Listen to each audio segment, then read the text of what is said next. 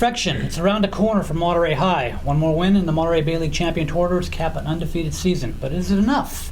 Welcome back to the Nation. Alongside Monterey's Stephen Ventimilia and Peter Lecce, I'm John Devine. Steve, I'm going to guess you've made more appearances on this show in the last 3 years than anybody I know. I mean, watch this. Monterey, Mariners, and Mavs. Yeah. They're all taking it. This is all of our years. Hey, Peter, you guys have virtually cruised through the Monterey Bay League this year. But how good is Monterey really? And have we seen Monterey play its best this year yet? I think we're a lot better than people think we are. I think people, just because of our weak league, they don't take us very seriously, and we haven't peaked yet. We're not playoff ready, and we will be. I mean, we play Aptos and we'll get ready, and I think by the time playoff comes, we'll be good. You know, Steve, he brings up an interesting point. You know, your only setbacks this year have been to San Benito, Palma, Mitty, and Wilcox, 3 or 4 caliber playoff teams. That being said, when you lose those games, it seems to bring out the critics. You know, the question of strength of your schedule. Is it justified?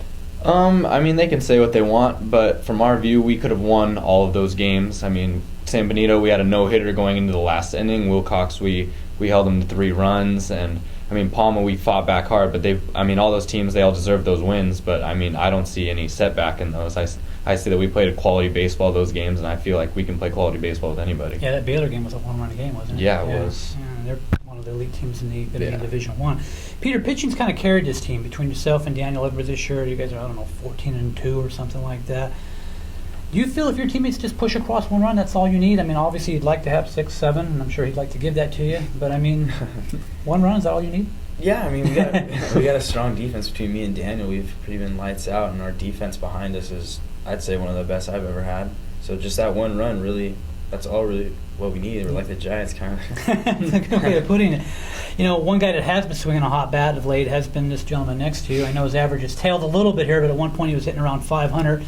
Last year, Steve, you hitting the 300s. What's different about you other than being a year older? I think it's just the trust factor in myself. Last year, I got off to a slow start, and I really couldn't get out of it. So this year, I got off to a little better start, and the confidence just kept rising. So I've just kept it going, and I feel like the leadership role for this year has also gone up for me. So I just need to set the tone. Point, you know, more impressive though is maybe your ability to get on base. You know, at one point you had reached base 58 straight games, went back to your sophomore year. Mm-hmm. That's ended, although you've got another one going here. But you're a leadoff batter. That's your job. Get on base and create havoc, right? Yeah, so I mean, that streak, it was nice and all, but in reality, that's what I'm supposed to do. So leadoff hitter, you got to get on base, so that's what I try to do. Peter, 9 straight NBL titles. Some schools have hope. Monterey, to me, has expectations. But is that, with those expectations, a little pressure come with that? Because you guys are supposed to win this thing. Yeah, I mean, there is pressure. Everyone comes out and they want to beat Monterey, and it's always harder to just keep winning than just win it once.